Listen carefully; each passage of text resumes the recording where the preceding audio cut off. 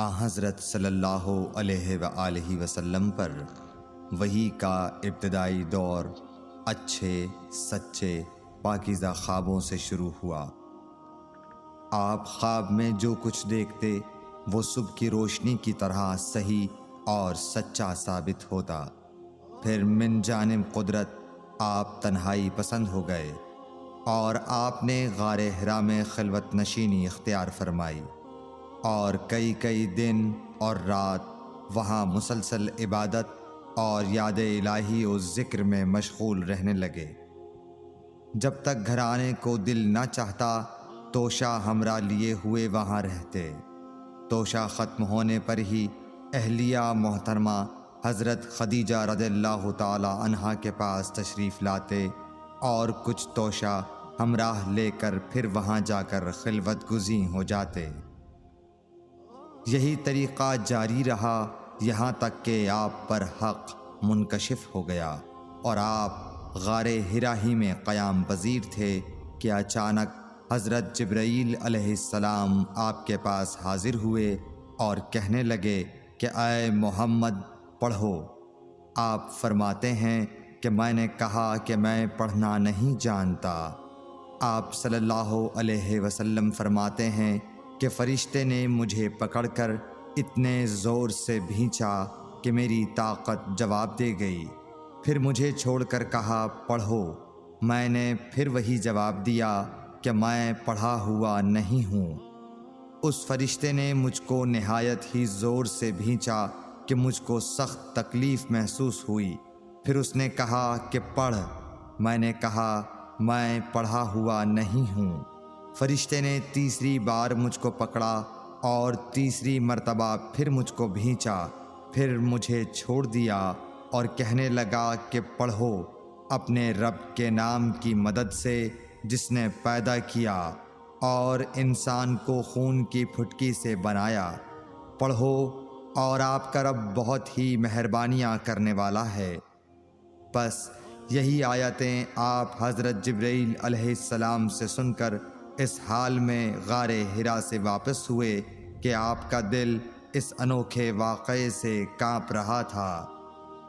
آپ حضرت خدیجہ کے ہاں تشریف لائے اور فرمایا کہ مجھے کمبل اوڑھا دو، مجھے کمبل اوڑھا دو۔ لوگوں نے آپ کو کمبل اوڑھا دیا۔ جب آپ کا ڈر جاتا رہا تو آپ نے اپنی زوجہ محترمہ حضرت خدیجہ رضی اللہ تعالی عنہا کو تفصیل کے ساتھ یہ واقعہ سنایا اور فرمانے لگے کہ مجھ کو اب اپنی جان کا خوف ہو گیا ہے۔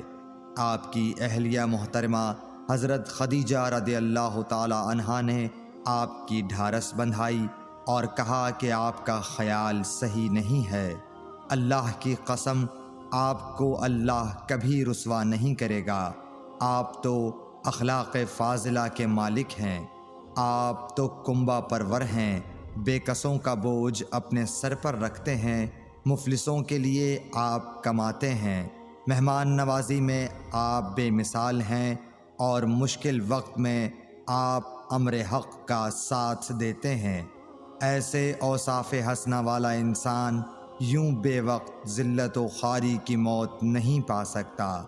پھر مزید تسلی کے لیے حضرت خدیجہ رضی اللہ تعالی عنہا آپ کو ورقہ بن نوفل کے پاس لے گئیں جو ان کے چچا زاد بھائی تھے اور زمانہ جاہلیت میں نصرانی مذہب اختیار کر چکے تھے اور عبرانی زبان کے کاتب تھے۔ چنانچہ انجیل کو بھی حسب منشائے خداوندی عبرانی زبان میں لکھا کرتے تھے۔ انجیل سریانی زبان میں نازل ہوئی تھی، پھر اس کا ترجمہ عبرانی زبان میں ہوا۔ ورقہ اسی کو لکھتے تھے۔ وہ بہت بوڑھے ہو گئے تھے، یہاں تک کہ ان کی بینائی بھی رخصت ہو چکی تھی۔ حضرت خدیجہ رضی اللہ تعالی عنہا نے ان کے سامنے آپ کے حالات بیان کیے اور کہا کہ اے چچا زاد بھائی، اپنے بھتیجے محمد صلی اللہ علیہ وسلم کی زبانی ذرا ان کی کیفیت سن لیجئے۔ وہ بولے کہ بھتیجے آپ نے جو کچھ دیکھا ہے اس کی تفصیل سناؤ۔ چنانچہ آپ صلی اللہ علیہ وآلہ وسلم نے از اول تا آخر پورا واقعہ سنایا، جسے سن کر ورقہ بے اختیار ہو کر بول اٹھے کہ یہ تو وہی ناموس معزز رازدان فرشتہ ہے جسے اللہ نے حضرت موسیٰ علیہ السلام پر وحی دے کر بھیجا تھا۔